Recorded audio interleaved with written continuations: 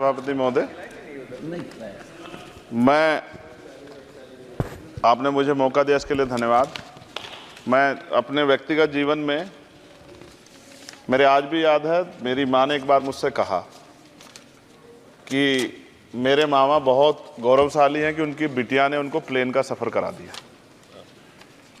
क्योंकि हम गांव से आते हैं, किसान परिवार से हैं, तो हर चीज़ की हमारे लिए अहमियत है।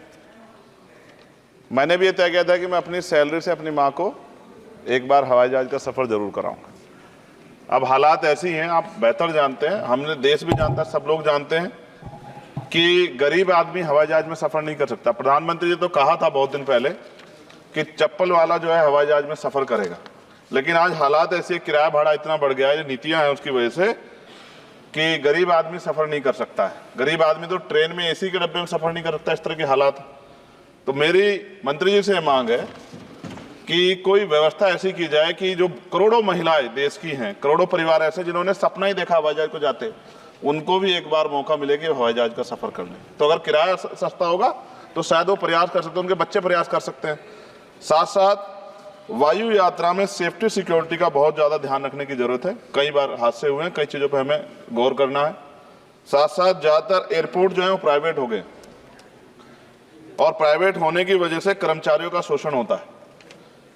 कर्मचारियों की, क्योंकि हमारे यहाँ बेरोजगारी बहुत है, तो कर्मचारियों को वहाँ काम करने में जो सैलरी मिलती है उसमें एक बार का टिकट भी नहीं आता कई जगह पे। तो मेरी आपसे ये आग्रह है कि जिन लोगों जो प्राइवेट हो गए वहाँ भी सैलरी कम से कम न्यूनतम वेतन इतना होना चाहिए 20,000 रुपये कि वो अपने परिवार का भी और सफ़र भी वो कभी कर ले, ऐसा मौका भी उन्हें मिलना चाहिए। साथ साथ प्राइवेट होने की वजह से SC/ST OBC के बच्चों को जो नौकरी मिल जाती थी वो भी जीरो होगी। तो मेरी आपसे आग्रह है कि अगर प्राइवेट भी हो गया तो उनसे भी कहा जाए कि कमजोर वर्गों के लोग बच्चों को मौका दिया जाए। साथ साथ नगीना में जहाँ जिन्होंने मुझे चुन के भेजा, मैं उनका धन्यवाद करता हूँ उस क्षेत्र का, वहाँ एयरपोर्ट नहीं और लंबे समय से उनकी मांग, वहाँ पायलट ट्रेनिंग स्कूल भी नहीं है, एरोस्टेस ट्रेनिंग स्कूल भी वहाँ खोलना चाहिए, क्योंकि ग्रामीण क्षेत्रों की प्रतिभाओं को नकारना नहीं चाहिए। साथ साथ मेरा जिला जो है सहारनपुर, वहाँ एयरपोर्ट पुराना है, वो डिफेंस का है सरसावा में, लेकिन वहाँ से पैसेंजर जो है यात्रा के लिए कोई सुविधा नहीं। और साथ साथ एक जगह है छुटमलपुर, क्रांतिकारी जगह है, जहाँ हम पैदा हुए, क्रांतिकारी जगह है ही वो सर। तो वहाँ पे भी हवाई पट्टी की जो है स्थापना जो है सरकार को करानी चाहिए। हमारे लोगों को, छुटमलपुर के लोगों को बहुत अच्छा लगे और फायदा भी होगा, बहुत सारा जो है आसान हो जाएगा जनता के लिए। और सुबह से हम प्रयास कर रहे हैं सर कि हमें बोलने का मौका दिया। यहाँ छोटी पार्टियों के लिए थोड़ी समस्या है और 2.5 घंटे इंतजार का मौका मिल रहा है। मैं भाजपा के साथियों को याद दिलाना चाहता हूँ, एक समय था कि आप में भी 2 मेंबर ऑफ पार्लियामेंट थे। आज आपकी सरकार है, आपको तीसरी चौथी बार मौका मिला है। अगर हम लोग भी ज्ञान की कमी थोड़ी है किसी में, ऐसा तो रानी के पेट से ही राजा पैदा होता है या कोई माँ के पेट सीख के आता है। हम तो संघर्ष करके आए 15-15 साल।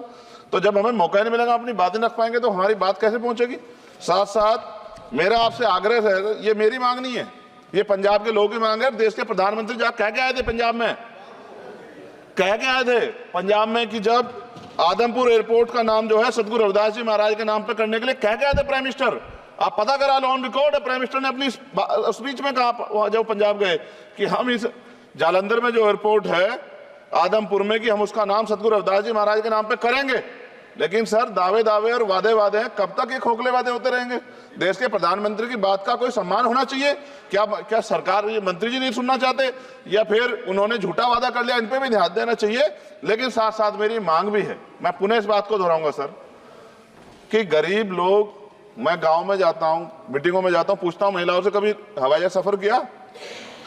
मैं लाखों लोगों से मिल चुका, आज तक गरीबों ने हाथ नहीं उठाया सर कि उन्होंने हवाई जहाज का सफर किया, हेलीकॉप्टर का भी नहीं किया है। क्योंकि सर इस देश में आर्थिक गैर बराबरी बहुत बड़े पैमाने पे है।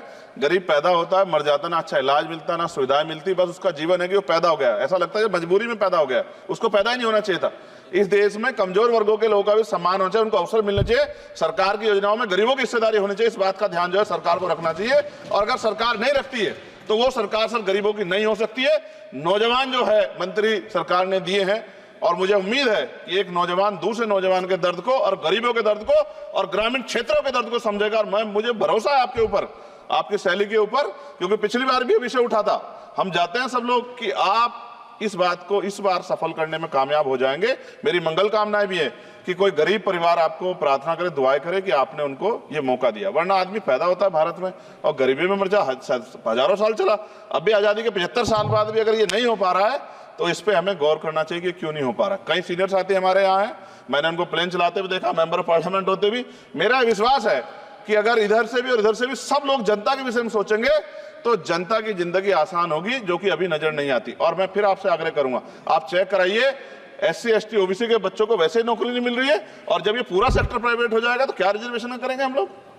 क्या फायदा रिजर्वेशन का? जब SC ST OBC के बच्चों क्या रिजर्वेशन का फायदा? गाली तो खाते हैं इस नाम पे, लेकिन रिजर्वेशन ही कहां मिलेगा जब सब प्राइवेट हो जाए? प्राइवेट वाले कहां दे रहे हैं?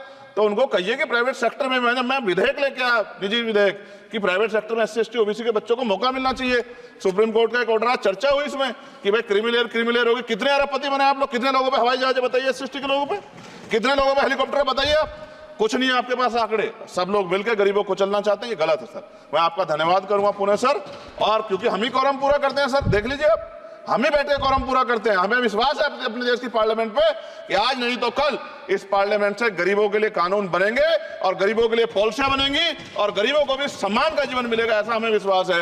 मैं आपका धन्यवाद करता हूं और मुझे उम्मीद है नौजवान हमारे मंत्री से कि वो गरीबों की बात को सुनेंगे और हम लोगों की पीड़ा को समझेंगे और हमारे क्षेत्रों में काम कराने का। धन्यवाद। श्री रविंद्र